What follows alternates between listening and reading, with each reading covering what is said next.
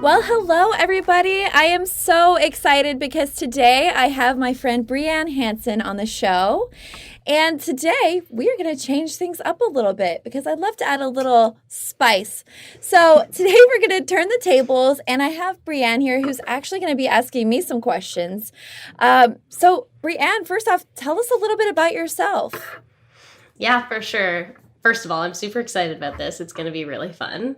But my name is my name's Brianne. Like you said, I'm a small business consultant, but I also own a small tech company. We built an app for personal fitness for cheerleaders. So kind of two very different businesses, but my passion is really building small businesses and helping entrepreneurs build their businesses.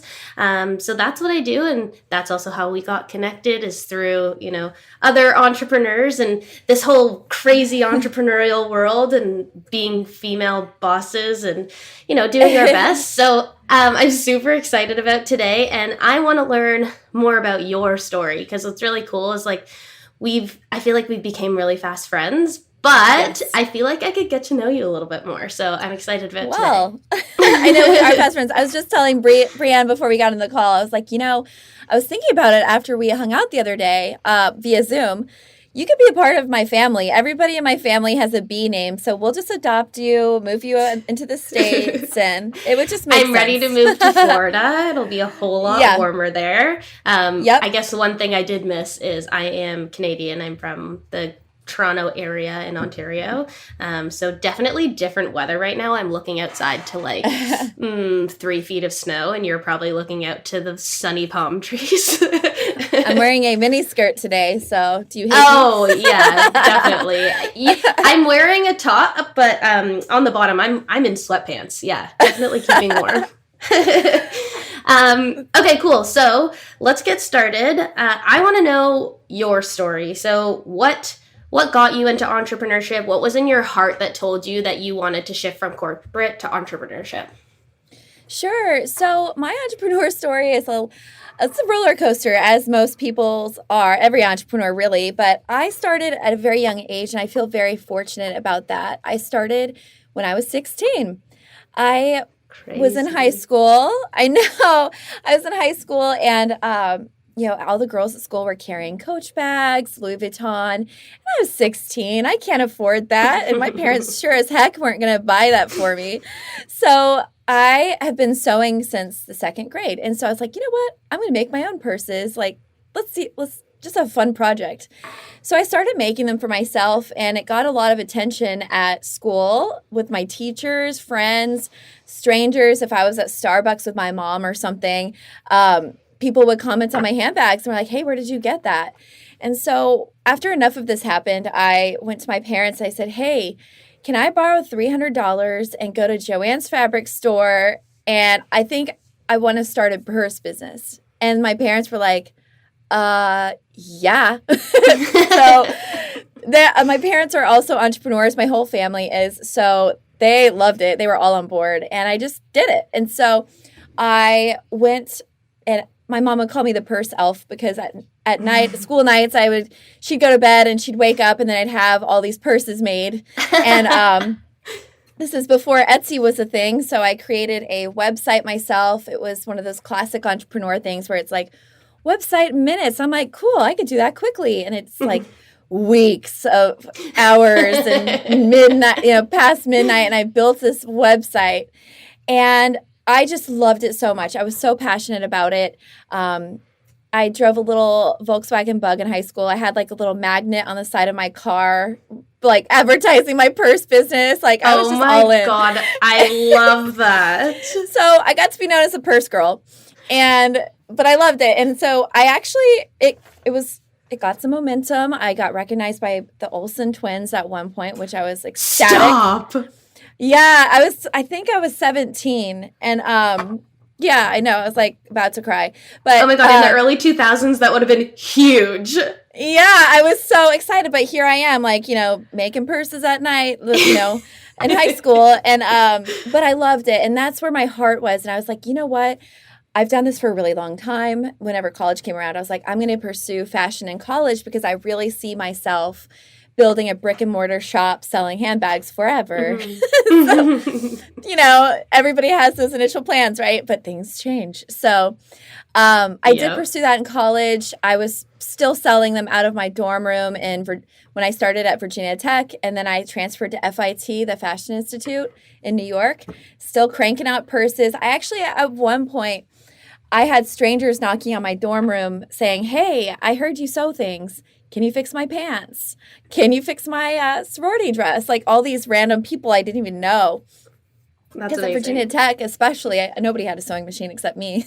Yeah. So it was hilarious. I called my parents. I was like, I think I've got a monopoly going on. I'm like the only person. Just charge whatever I want. And so I continued on that path it was a total of 8 years. And every once in a while I'll make a handbag now for fun. But I had to put that to the curb, make it a hobby only because at that age, there's no way I could figure out manufacturing. And it's just too much. You can't scale a one-person show sewing these very labor-intensive products. But it was a good run. Then I kind of pivoted and I switched into fashion journalism. I thought that would be my next move. I interned at a couple places. Loved it. Realized there wasn't really an end game for me personally there. Then I moved into product development. Then I moved into fashion marketing. And fashion marketing is what I really loved. Worked for several shoe brands. It was awesome. I learned so much while I was there, marketing, branding, PR. And the whole entrepreneurial process, you're learning all these things too. Like with my handbag business, I had to market everything myself, build the website, all that jazz. It all went together. So marketing just kind of made sense for me at that point. And I did that for several years. But what happened is I had this perfect job on paper where I think anyone would kill for it. You get free shoes, which, I mean, hello. Who doesn't love free shoes? I have over 200 pairs because of that job, which is amazing. I'm not even making that up. My sister helped me move out of my apartment in New York a few years when the pandemic hit. Okay, this is a question. How do you fit 200 shoes into a New York apartment? Exactly. It is a skill set I should add to my resume. Yeah, because seriously. Let me tell you, if you ever have issues storing shoes or something, I've got you. That might be my next business venture. Shoe storage. I can do it. Yeah, I'm telling you, I had a very small apartment, and my sister, so, pandemic hits, I have to move out because it just wasn't looking great. I wanted to be closer to family. And my sister is helping me pack things up, and she'd find shoes in, the most random places. She opened up my desk drawer. There's some shoes under my bed. There's, tons of them. Drawers, randam places. And she was like, whoa, back up. We're counting these. We're keeping a tally. Get a pen and paper. I'm not helping you move unless we count all the shoes that you have. And so the grand total was, do you have any guesses? Any guesses? Well, you said over 200. I already said over 200. Over 200. 212. 219. Oh my gosh. That's insanity. So yeah. But hey, my apartment's very clean. You would never know unless you dig around. Unless you go into all the nooks and crannies where there's just pairs of shoes randomly stacked. Yeah, it's like Sherlock Holmes or something. You move a book out of a bookcase, it moves around. It's all just shoes behind it. Yeah. So I worked in that job for a while, and I loved it. I loved the PR piece of it. I loved my team. Everything was great, right? But here's the thing. When you're an entrepreneur, it is in your heart to be an entrepreneur. I really believe that. There's a difference between somebody who just says, hey, I want to start a business. That sounds like fun. Versus somebody who's like, no, I have to figure something out. I might not know what it is. Maybe you do know what it is, and that's awesome. But maybe you don't, and it's just in your soul. You're like, I just got to do something. That's my calling. And it's kind of a weird thing to describe because I didn't realize how much of it was in me quite until that moment, because I'd sit at this desk with this picture perfect job and great people, and then I felt like I was taking about 100 steps backwards every single day I was coming into that job, because I should be doing something more than that job. And so that really was just on my brain every day, and that started to wear on me. And I was like, what am I doing here? I got to make an exit plan. How do I even do that? And what am I going to do? So a series of things happened to me, which is so bizarre. I was looking for jobs because I thought that was the answer at first, but when I realized it wasn't, I was still creeping on other people's LinkedIns to see what they were doing. This woman had a dream job. She worked at Condé Nast Traveler, and I love to do solo traveling or traveling in general. And so I was like, and I love to write. So I was like, maybe I do that. That's cool. How did she get this dream job? So I'm like creeping down her page. I wish I had followed up with this person. I don't even know them, but found out I should have. I was so overwhelmed at that point. Oh, actually, let me even just like back up for a second. I forgot a huge element here is that while I was at that job thinking that, I actually did start a business. Hello. The unicorns. Minor detail. My mom knew how I was feeling. Good old mom. Mom gets all hip. She sends me a YouTube link and she goes, hey, found this business opportunity on YouTube. What do you think? And it was Amazon FBA. So for anybody who doesn't know what Amazon FBA is, FBA stands for Fulfillment by Amazon. And so to sum it up, Cliff's Notes, basically the small business owner here in the States would, or whatever country you're in, is the middleman with the manufacturing facilities you're using. So you're probably working with India or China. We worked on Alibaba. And you work with creating a product, figuring out what product you're going to sell, creating it, how the heck you're going to get it to the U.S.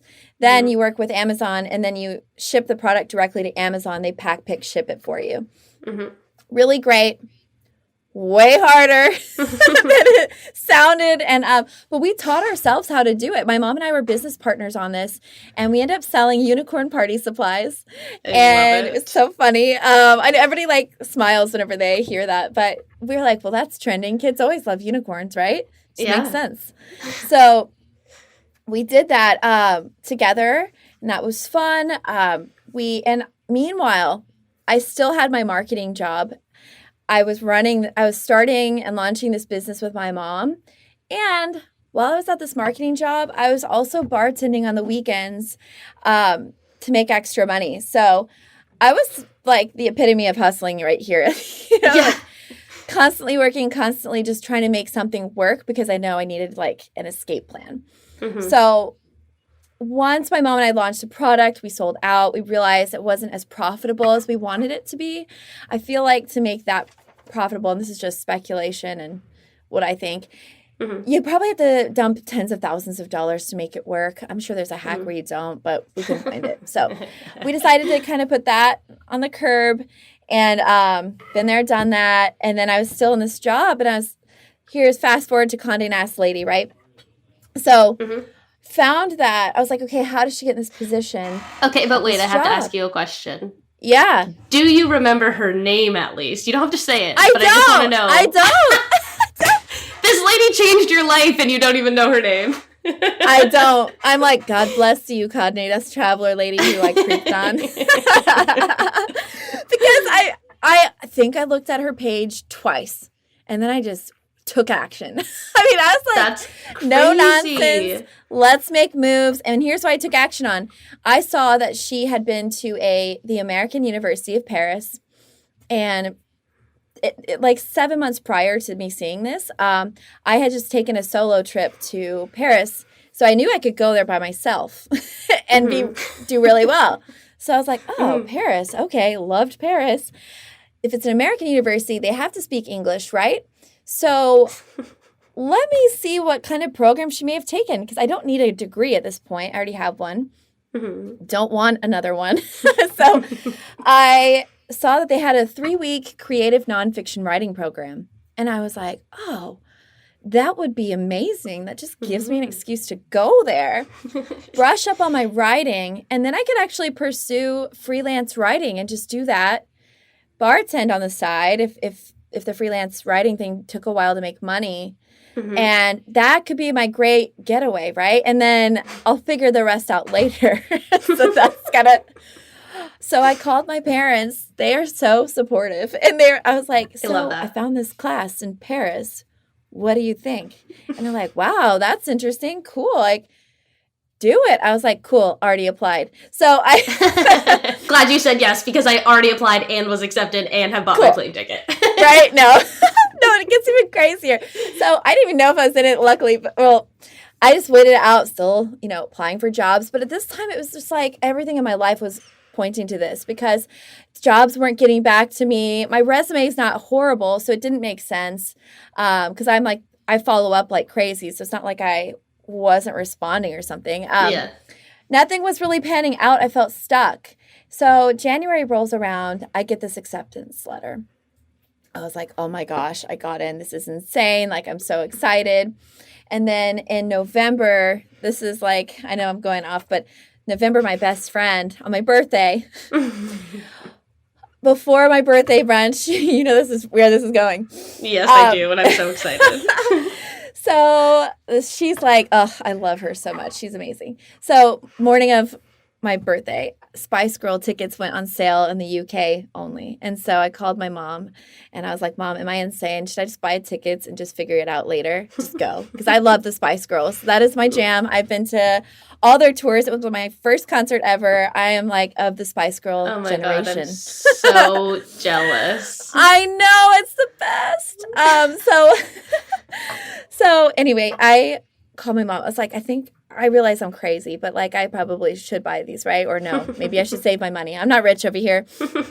My mom's like, Blaire, hold off. You're going on a trip to Iceland next month. Just like save your money. You need to like save your money and be careful. I was like, okay, all right, you're fine, right? And so I'm going to brunch, and I know Julie, shout out to Julie, love you. I was like, she gets me. Like, she is like my friend that just understands me. I could tell her anything. I was like, am I crazy? The Spice Girls went on sale this morning. I really want to go. Like, wouldn't that be amazing? And we're walking on a crosswalk in New York, and I just remember this so clearly. She turns to me and she gives me this smug look, and she goes, you want me to tell you what your birthday gift is? And I was like, what? And I just start crying in the middle of a crosswalk, like instantly. I'd like hold her like her shoulder because I was bent over, like the embarrassing scene. But like that's how excited I was. She goes, well, you got to figure out your own plane ticket, but we're going together, girl. I was like, oh heck yeah. So that's a real friend. Find yourself a Julie, everybody. Yeah, seriously. Julie, are you taking applications for new friends? Because right? I'm no, here she's for mine. it. Dibs. So anyway, that happened. So here's how my brain works. Okay, so give us some insight. Let me give you a tour. So the Spice Girl concert was end of May, right?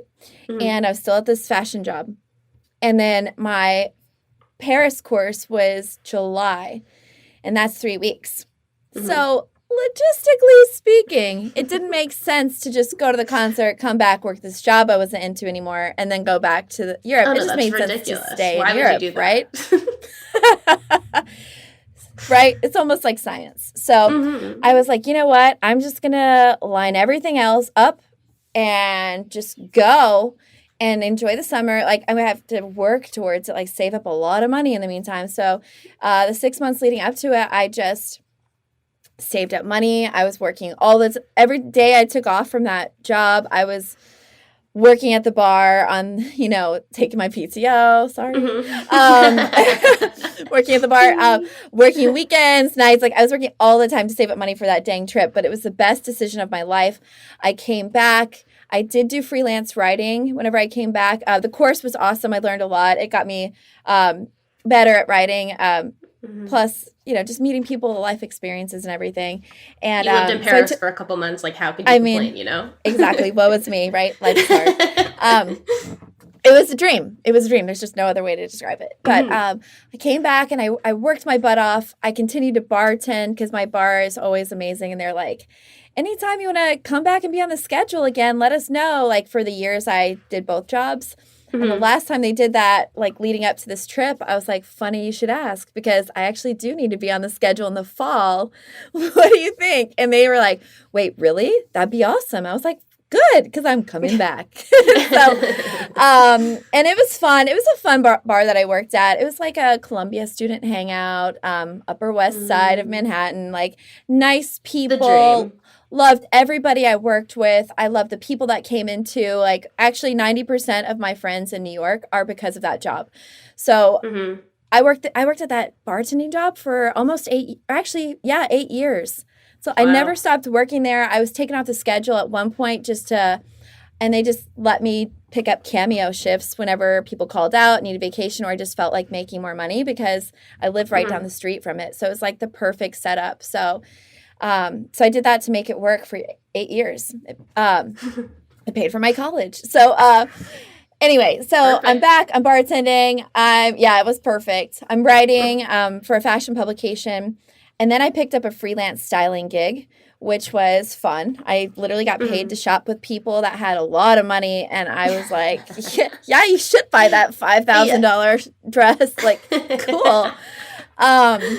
Your life is so glamorous. Oh, yes, but there's a lot of crazy. I mean, think about juggling all these things. I don't know how I have friends. Like, I was able to manage maintaining my friendships. But no, it was wild. New York was awesome. I missed it so much. But all these crazy side gigs, actually in February of 2020, January, February, I counted. I had like 5 gigs going on at the same time. I was bartending at that bar. Then they asked me to bartend at their other location. They opened up a new kind of a steak easy. It's a speakeasy, but for steak. How fun is that? So fun. Yeah, so I did both of those. Then I was writing for a publication, styling, and then I just landed my first big consulting gig, and that is where we are today. But what's crazy is I didn't realize that would be the direction I'd go in until my friend DM'd me on Instagram. God bless her. Because she worked with me at the shoe place, the shoe company, and she goes, DMs me, hey, Blaire, I'm at a different shoe brand now. We really need marketing help. What are you doing these days? And I was like, well, I'm not doing that right now, but I'd be interested in, seeing what you guys need. I could definitely help. I'm great at marketing. And so she set up a meeting with me and the owner of that company. And I put a proposal together and it worked out. And it was an amazing, like, such a blessing that it happened, because once I was in that job, I guess I just didn't realize how much help people need, or how people just need help with marketing. They just you either are into it like I am and or you're not. You don't know anything about it. Some people are scared of it and they are just like, I just hate marketing. Like their voice even changes. And I'm like, oh. I was like, well, why? I'm really happy you called me because I love it. I'm super nerdy like that. So I realized how great I was at it. And then I was like, okay, well, this is the direction I'm going to go in. I can actually sustain a life off of this. This is a solid business. Let's just build from here. Then the pandemic hit. And then, but it worked out. Honestly, the timing was perfect. God works in amazing ways, because everything, like, step by step, I like to look back on how things kind of work together. And that is something that definitely was not a coincidence. It was supposed to happen in that, like, weird way of things happening. So that way I could help other business owners and entrepreneurs with their businesses, because I've done a few businesses before. I figured out what works, what doesn't. And, I have that spirit in me too. So if I can help somebody in that way, that's so fulfilling to me. So it's just been like, it's been crazy, but it's been a fun journey. It's amazing. And I think that's a true testament to entrepreneurship, is like the willingness and ability to just follow your heart and see where it takes you, and all these different crazy opportunities that it can bring. That, you had such a crazy mix of entrepreneurship when you're starting at 16, but then also getting into the corporate world. But it's almost like you lived an entrepreneurial life even when you were in corporate, and following your heart through that. Like you said, like you had 5 gigs going at once. That's not the typical corporate 9 to 5 sign in, sign out, like you were working for other people and in, like, the quote unquote corporate world, but you were totally living by that entrepreneurial spirit that was within you, that you knew was there since you were 16 years old, driving your bug with a magnet on the side. Like, I literally, the best part is that's the first time I've heard you say that, and I can just picture you, like, pulling into the school parking lot in like your little bug and your handbag and like coming out with a sticker. I feel like, oh my gosh, what's that movie? It's the title is totally blanking from my brain, and it's like that. Oh no, it's gonna come in the middle of the show. You're just gonna blurt out a movie. Yeah. You would know. I'm here for it. I'm here for it. You know, she's in that like yellow plaid outfit. Oh, Clueless. Yes. Sure. Okay, I'm so glad that you were on my wavelength there. Yes, I feel like it was a convertible bug. It was a convertible bug. Okay, well that was a key piece of information that you left out there, but I'm glad you just shared it. Yeah. You want to know a really fun fact? Yes. I told you I was in cheer for a long time since you have a cheer company that you run, but I was also a mascot. And so sometimes my friends, they trusted me with that costume. I don't know why, but sometimes I'd have like the passenger in my seat wear the head, and like we'd be at a stoplight with my bug, and then they'd have like the little eagle head on, and then they just like look over, and the driver next to us would look over, and they'd be like, "What even?" I'm obsessed with that. I'm totally obsessed with that. It was fun. Yeah, we kept it in the trunk. Always have to have it on hand. Just in case. You never know when you might need a mascot outfit. You never know. All right, be honest. Has your email marketing been haunting you? You know you need to start emailing your subscribers, but you haven't had the time to write the emails. I get it. What if I told you I created a tool to make your email marketing life easier? I've created the 12 Business Building Email Template Bundle for people just like you. These done-for-you style templates deliver 3 months worth of email content, and all you have to do is just copy and paste, fill in the blanks, and hit send. It's like Mad Libs, but for email marketing. Grab yours today so you can check email marketing off your long to-do list. Just go to blairebrown.com/emails. So one of the questions that I have for you is, through this whole life experience that you've had, and like through so many changes and so many, opportunities, how did you build the confidence to be able to like throw yourself into that and be like, yes, this is for me. I'm going to take that plunge? Because I feel like that's what holds so many people back, is they struggle with imposter syndrome, or they're just like, I don't know if I'm good enough. I don't want to put myself out there in fear of rejection. So like, how do you build your confidence so that you can sell that as an expertise, whether that's marketing or whether it was your handbags, whatever it was in this crazy entrepreneurial journey that you've had? How did you build your confidence? Well, I'm very fortunate that being around a family of entrepreneurs, my parents always raised me with a you can do anything mentality. I thank them for this all the time. And I'm sure your family is also exactly entrepreneurs too, right? Yeah. So that's something that we can both really connect with, and it's something very unique, and I'm very fortunate for. I thank my parents all the time for raising me by never cutting down my ideas. They always were like, yeah, you want to do that? Go for it. Like when I'll bring up the mascotting thing again. When they gave me the money for the purses, but the mascotting thing, I was just like, I'm not going to do cheer anymore. I just want to be a mascot. It's more fun. And then they were like, okay. I came home from school one day, and this is the sweetest thing ever. My dad hand-built a life-size bird cage on wheels. Oh my God. Wheel me out to the game in the cage, and I could like have a big appearance. It's like the funniest thing, but it's also the sweetest thing in the world, because I really hope you have a video of that somewhere, and it needs to be leaked into the internet. It's somewhere. But my dad did that for me, and it was so sweet. But the point of this is that they've always been so supportive of everything that I do. My mom, growing up, she knew that I had an interest in writing. This is like not a new adult interest. Like I've always just loved to write. And there wasn't anything, I guess, at the school for promoting that. So my mom created a writers club for me and my girlfriends that like to write. And my mom would come up with fun activities for us to do writing. And we'd write to authors and we'd get a lot of responses back. And we'd go to different events. We took a tour of the newspaper locally. Like my mom and dad are just so supportive. They're awesome. So that's definitely where the confidence comes from. Yeah, you should. I told you we're adopting you, right? Yeah. They would be obsessed with you. So, yeah, no. So they've always just been there for that. And same with my brother and sister. They're all same thing. They are always there to support. So that's a big part of the confidence.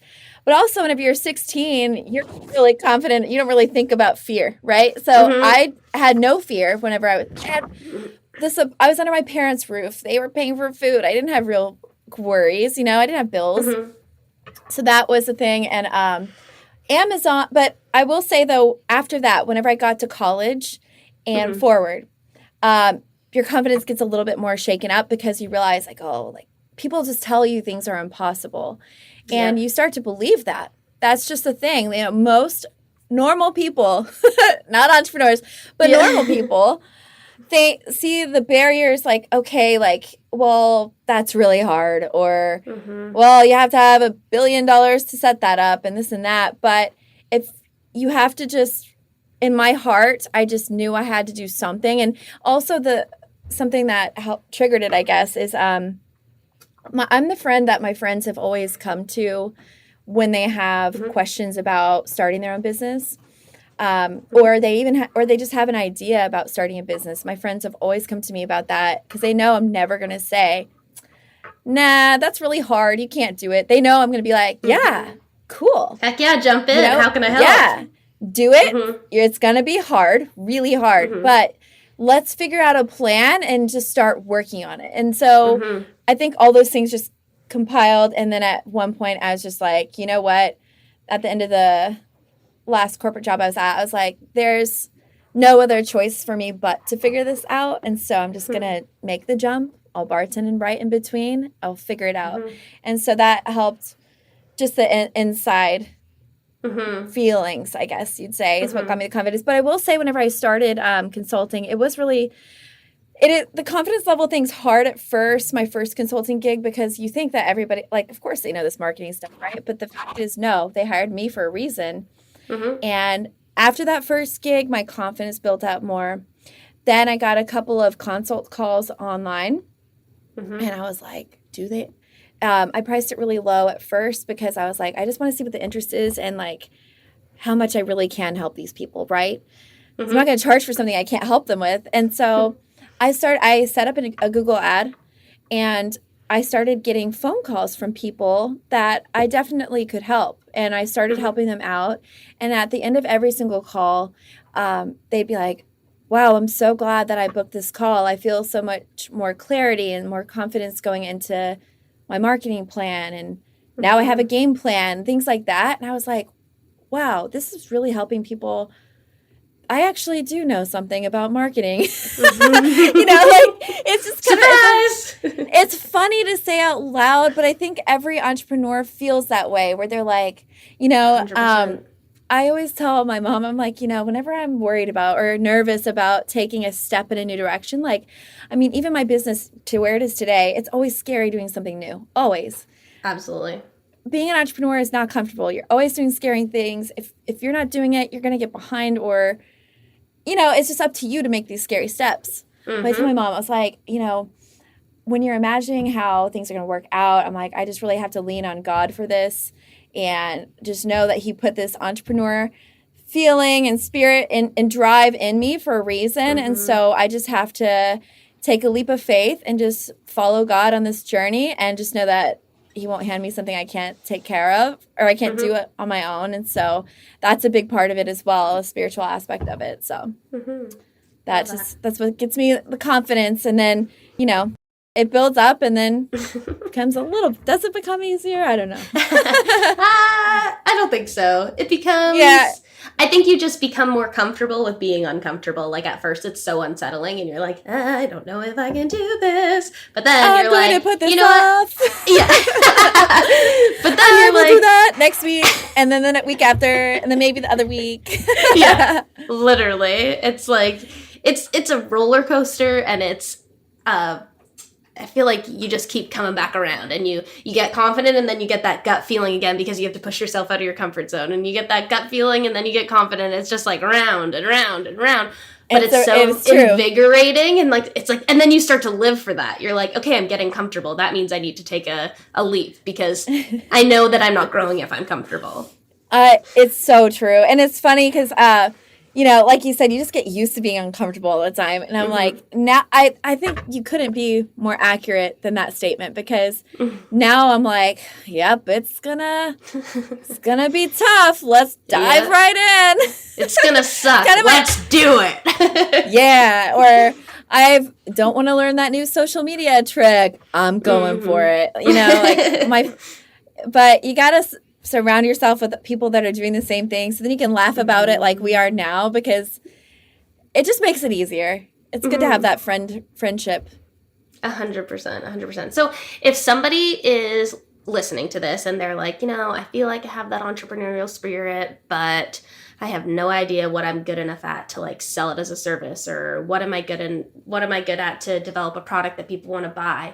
How do you recommend kind of refining your expertise in order to follow that entrepreneurial passion and build a successful business based on what you're good at?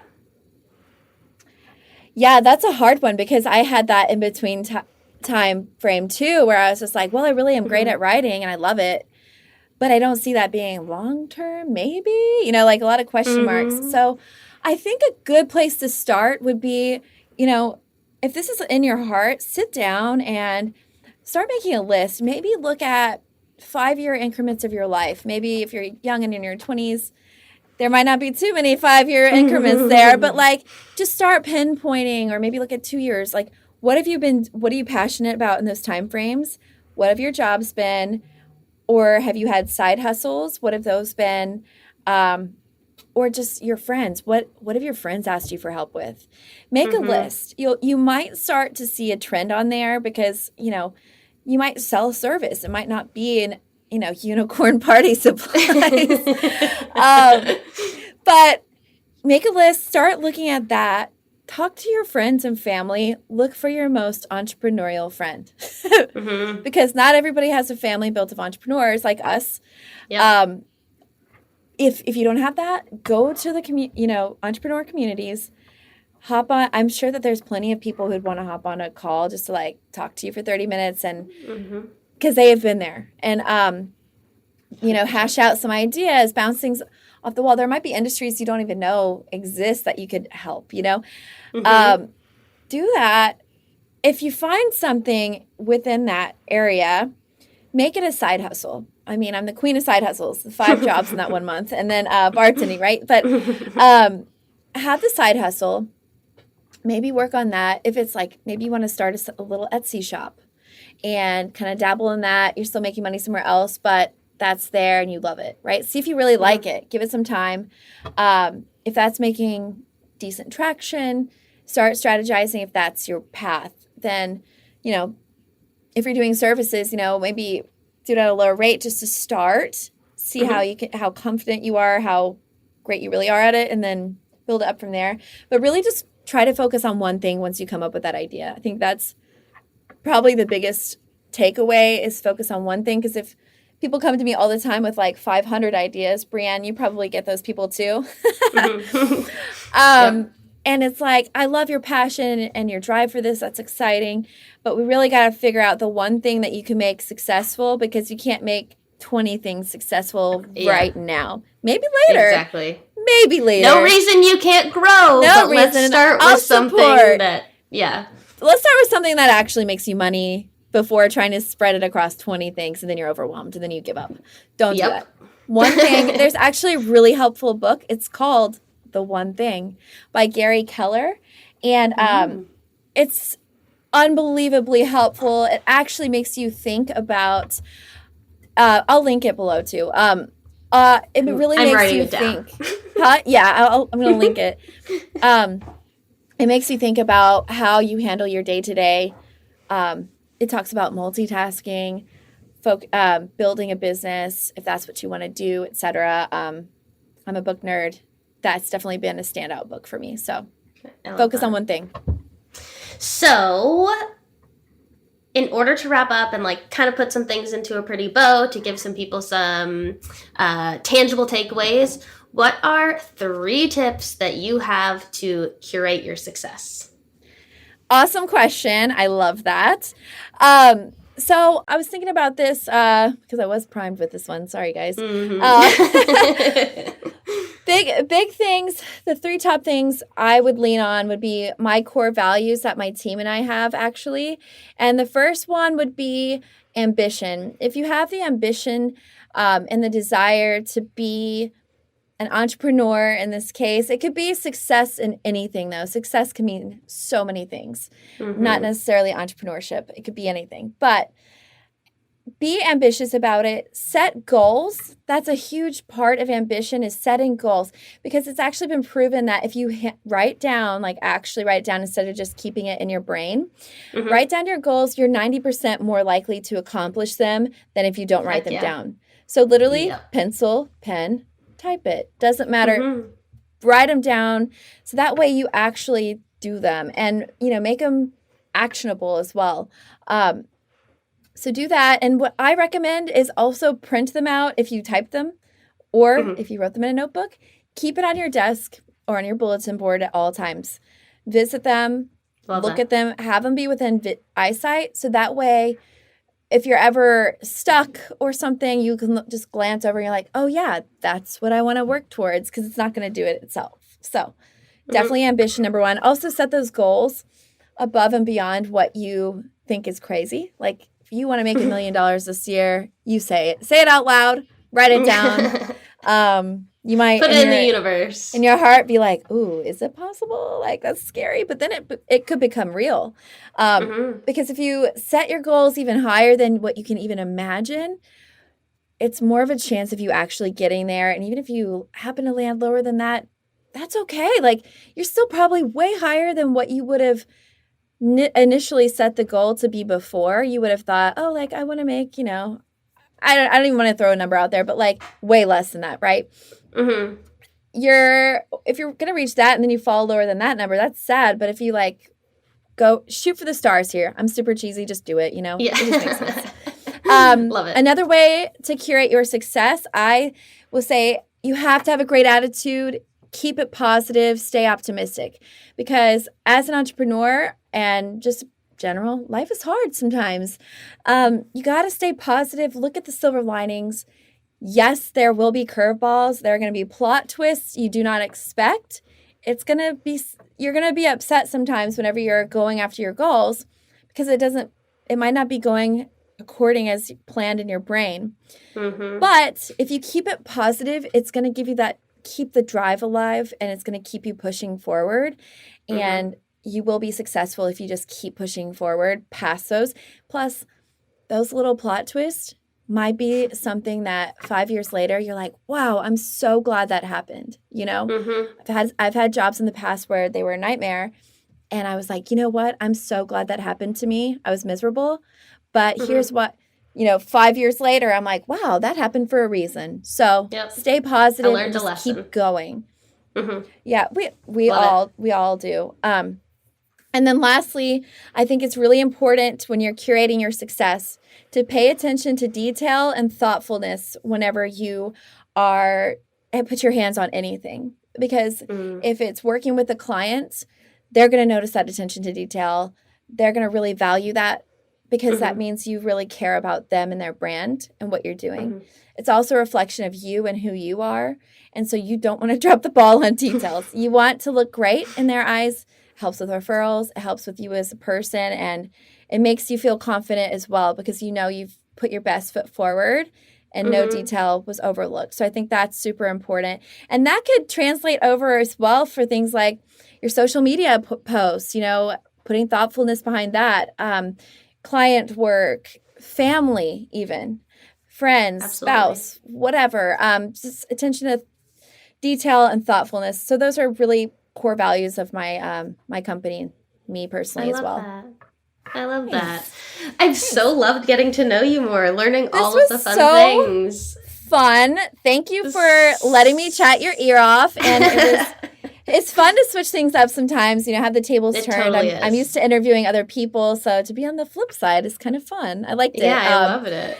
But Brianne, you are amazing.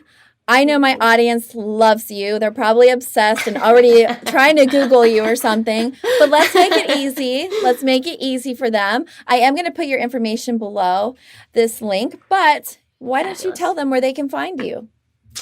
Well, you can find me on Instagram at consulting by .b. So it's consulting by B, but there's a little dot between the by and the B. You can find me at my website, which is just consultingbyb.com. Yeah, connect with me. I would love to chat with you. And thank you so much, Blaire, for having me interview you today. I had a lot of fun, and I can't wait to do the swap and have you on my podcast too. I'm excited. Thank you so much for coming, and it was just such a pleasure having you today. Thank you. Thank you so much for tuning into the Curate Your Success podcast today. I am so excited that we got to spend time together. Want more? Hop on over to curateyoursuccesspodcast.com for show notes, all the links mentioned, and discount codes from today's episode. And if you loved today's episode, like, subscribe, share it with a friend. I'd be so grateful. Until next time, keep making moves to curate your success.